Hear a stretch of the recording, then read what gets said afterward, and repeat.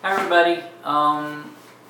Today I'm going to start a new series of videos that I decided to create around this book, The Discourses by Epictetus. Epictetus was a Stoic philosopher of the Roman era, so the ancient era, and but he has, I think he has, quite a relevance to us today, and Stoicism in general, I think, is relevant to us today. Epictetus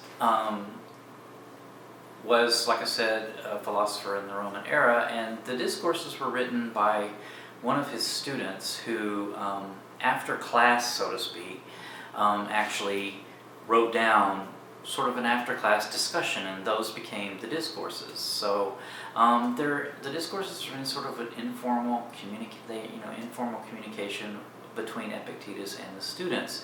So they're not really lectures; they're just sort of discussions about what the lectures had been. And so I think it's really, it's really interesting and it's really informative, and it lends itself really well to video type format. So. But just to backtrack a little bit about Stoicism in the modern world, I consider Stoicism today to be basically my own personal philosophy, personal life philosophy. Stoicism in an ancient world in general, philosophy was really a pragmatic life tool. So the different schools of thought and philosophy really were examining what, methods to live a good life, to live well. And Stoicism was one of those philosophies of several. There was Epicureanism, Cynicism, and others. But I think Stoicism is very relevant to us today. And I've been reading up on it the last couple of years. And one book I can recommend, kind of the first book I probably read about Stoicism in the modern time, is this book, A Guide to the Good Life, The Ancient Art of Stoic Joy by William Irvine. And I read this book electronically, so I'm not sure you can see that cover. It's very small. But this book really examined the art of Stoicism and living Stoicism, applying Stoicism to us today, to living today. And then another useful book that I found very useful was this book, Stoicism and Emotion. This is by Margaret Graver, and she is an academic at Dartmouth College. So this book really examines Stoicism in its ancient form, kind of focusing on the emotional aspect of it. And there are elements to Stoicism, ancient Stoicism in particular, that maybe I don't feel so relevant to us today. But for example, I think the Stoics had some sort of notion of a force called a pneuma that lived or that existed here in our lungs somewhere. I'm not exactly up on that completely. But another thing is the Stoics often they'll reference deities like Zeus and the gods, and but I think this is sort of really easy in the modern, more secular way of thinking to attribute that to fate when they're talking about the gods. But just to briefly touch on what I'm talking about with life philosophy, I talked about what it kind of meant to the ancient world, and I think, for me personally, here in the modern era, that, I didn't really have a life philosophy. So I think a lot of people, if you ask what their life philosophy is, they would maybe say their religion. Like maybe they'd say, oh, what's your life philosophy? They may say, oh, well, I'm Christian, or I'm Muslim, or I'm Jewish. And I didn't really particularly follow any of those religions. And so I think when people would have asked me this in the past, what's your life philosophy? I might have said something like, oh, it's to live well, or it's to be nice, or it's to leave the world a better place maybe than I found it. But I think that Stoicism really applies today as a life philosophy, and I consider it my own life philosophy now.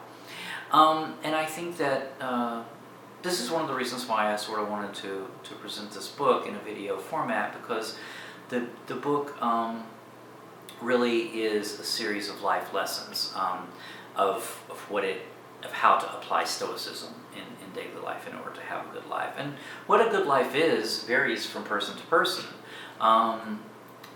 But Stoicism, what it's really trying to do is it's trying to give each individual the tools that they need then to live, what's a good life for them. And Stoicism really focuses on a couple of different, topics or grand sort of guideposts. The first one is virtue. So when we hear the word virtue, when it applies to Stoics, is not, I think the modern sense of the word virtue in English has sort of obtained this idea of morality. A virtuous person is a moral person, we would say today.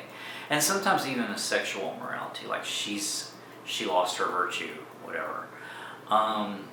So that's not the sense that virtue, that's not the sense of virtue to a Stoic in the ancient world. Virtue really meant excellence. So it was living, trying to live your life by virtue, excellence. In other words, excellence.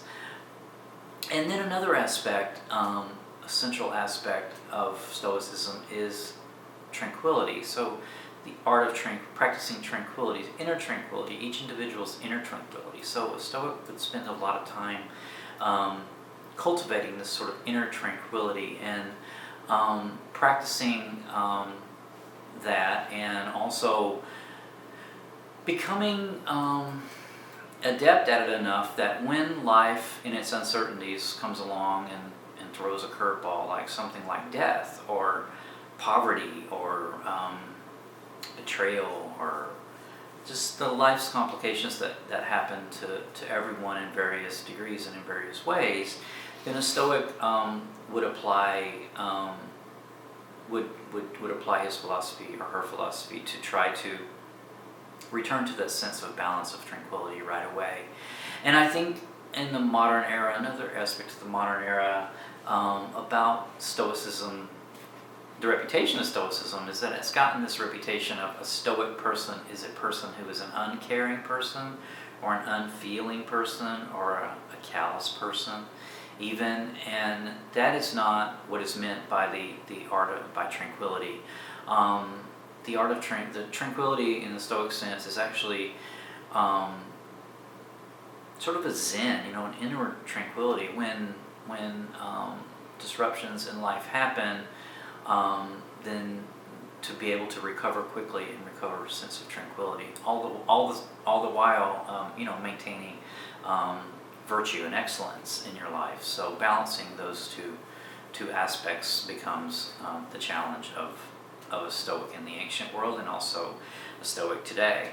So, as I said, mentioned earlier, Epictetus, the Discourses were conversations around living a Stoic life, and I think they're very applicable today. So I'm going to be going through this book.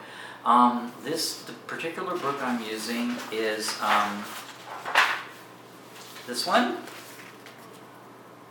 So it's translated by P.E. Matheson, and this book was actually translated, this translation is from 1916, so it's rather old, but it is in 1916 with the English that we can understand easily still, so it's not a problem there. This particular edition is from, I think, the 60s, and it's illustrated. So it's illustrated by Hans Erni, and so periodically through the book there will be illustrations. In this particular illustration, there is a pupil learning with Epictetus, so I think that's kind of nice. I picked this up at a used bookstore a couple of years ago, and it's just really a good edition to use, and so I'm going to be using this particular edition. The book, The Discourses, are in 4 books. They're divided into 4 books, and then within each book there's a chapter, and the chapters are related to a topic that's being discussed, related to living a Stoic life. So I hope that this will prove to be interesting to you and or helpful to you and helpful to me to go through the book in this way. If it sounds of interest to you, please subscribe. I'll be doing the subsequent videos on the series till we work our way through the book. And until next time, I'll catch you later. Bye.